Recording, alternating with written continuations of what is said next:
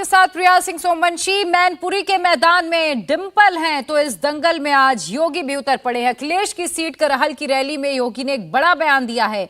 योगी ने कहा कि नेताजी के आशीर्वाद से मैनपुरी हम जीतेंगे।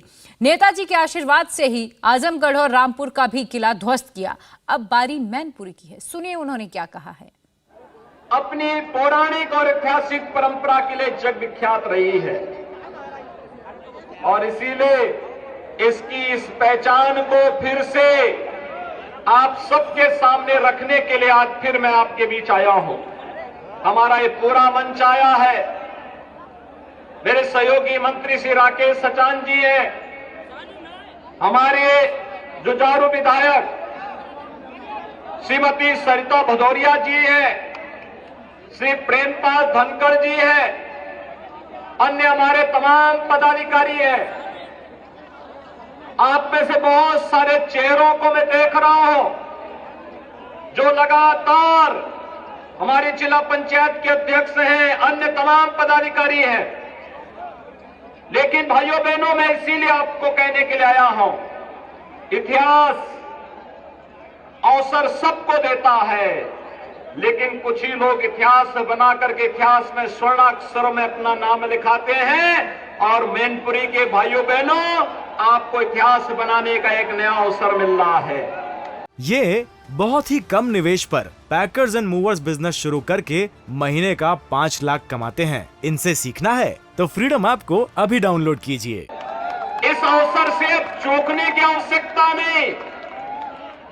कौन वे लोग थे जिन लोगों ने मैनपुरी के इटावा के लोगों के सामने पहचान का संकट खड़ा कर दिया था? कौन वे लोग थे जिन लोगों ने उत्तर प्रदेश की सत्ता में आकर के सत्ता को अपनी बपोती बना करके इटावा हो, मैनपुरी हो, फिरोजाबाद हो, आगरा हो, एटा हो, कानपुर हो या फिर उत्तर प्रदेश के प्रत्येक नौजवान के सामने पहचान का संकट खड़ा किया, गरीब को उसकी आजीविका से वंचित किया, अन्नदाता किसानों को मिलने वाली शासन की सुविधा से वंचित किया। उन लोगों को चिन्हित करके अब समय आ गया है लोकतंत्र की अपनी ताकत का एहसास कराने की आवश्यकता है। और उसी ताकत का एहसास कराने के लिए आज मैं आपके पास आया हूं कहने के लिए। भाइयों बहनों, कुछ लोग हैं जो सेकुलरिज्म के नाम पर राजनीति तो करते हैं, बड़े बड़े नारे लगाते हैं, अपने को समाजवादी कहते हैं, लेकिन वास्तविक चरित्र उनका केवल परिवारवाद का है। वे परिवारवाद से कभी उभर नहीं पाए हैं। सब कुछ परिवार को चाहिए। राष्ट्रीय अध्यक्ष भी परिवार का, मुख्यमंत्री भी परिवार का, राष्ट्रीय महासचिव भी परिवार का, सांसद भी परिवार का, ब्लॉक प्रमुख भी परिवार का, विधायक भी परिवार का। परिवार के दायरे से बाहर कोई नहीं निकल पाता है। उन लोगों से ऊपर उठकर के भारतीय जनता पार्टी ने, आपने देखा होगा 2014 में प्रधानमंत्री मोदी जी ने जो मंत्र देश को दिया था, वास्तव में जो मंत्र है सबका साथ और सबके विकास का, जिसमें विकास सबका, भेदभाव किसी के साथ नहीं, लेकिन तुष्टीकरण किसी का नहीं। भाइयों बहनों, यही वह मंत्र है जो लोक कल्याण का माध्यम बन रहा है, जो प्रत्येक नागरिक के जीवन में परिवर्तन का कारक बन रहा है, जो प्रत्येक नागरिक के जीवन में उनके स्वावलंबन का आधार बन रहा है। आपने देखा होगा, अगर किसी व्यक्ति, समाज, पार्टी की कसौटी की परीक्षा लेनी हो तो संकट के समय जो आपके साथी हो वही सच्चे साथी हो सकते हैं। कोरोना कालखंड इसका ऐतिहासिक उदाहरण है। भाइयों बहनों, कोरोना कालखंड में आपने देखा होगा, फ्री में टेस्ट, फ्री में उपचार, फ्री में वैक्सीन और फ्री में राशन देने का काम भी किया। मैं आपसे पूछना चाहता हूं, आपके विधायक यहां कोरोना कालखंड में यहां हालचाल लेने के लिए आए थे क्या? आएंगे भी नहीं, क्योंकि उनको आपके पास आने की फुर्सत ही कहां। अपनी मित्र मंडली से जब फुर्सत हो तो आपका हालचाल ले, उनको तो वहीं से फुर्सत नहीं होती होगी।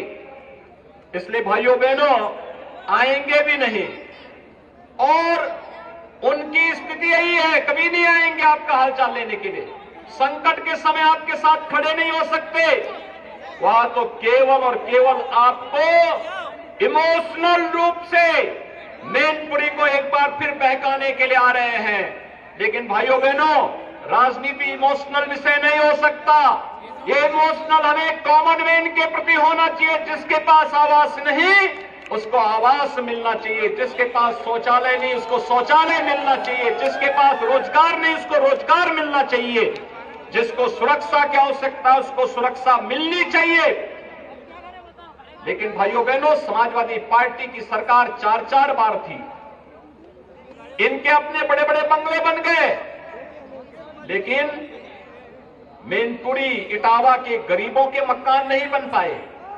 इनकी जमीनों पर कब्जा जरूर हो गया, लेकिन इनके अपने मकान नहीं बन पाए, इनके विद्युत के फ्री के कनेक्शन नहीं मिल पाए, इनके घर में शौचालय नहीं बन पाए, इनको उज्ज्वला योजना के रसोई गैस के कनेक्शन नहीं मिल पाए।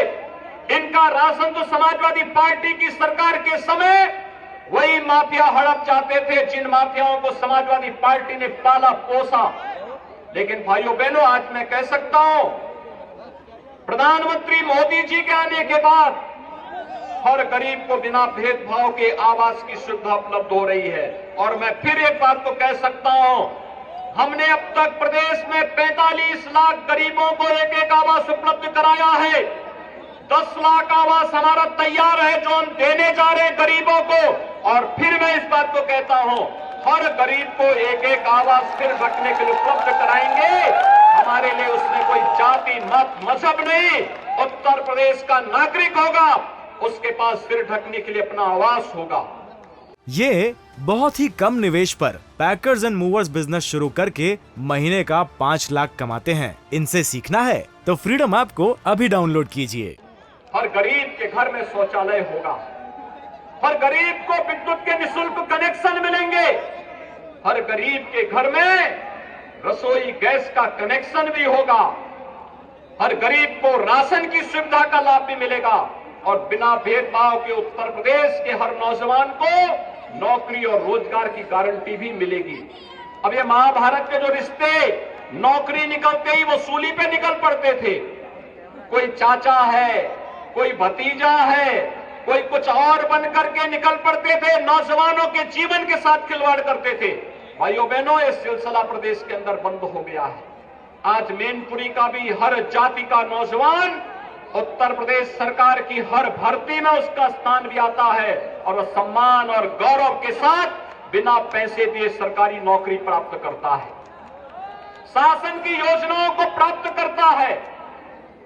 लेकिन भाइयों बहनों, पहले होता क्या था, कोई नौकरी निकलती थी और नौकरी निकलने के बाद चाचा अलग निकल पड़ते थे वसूली पे, भतीजे अलग निकल पड़ते थे, और उसके बाद शोषण होता था नौजवानों का और बदनाम होता था इटावा मैनपुरी। इंडिया टीवी हर वक्त हर जगह डाउनलोड करने के लिए सर्च करें India TV news Google play store या ऐप स्टोर पर।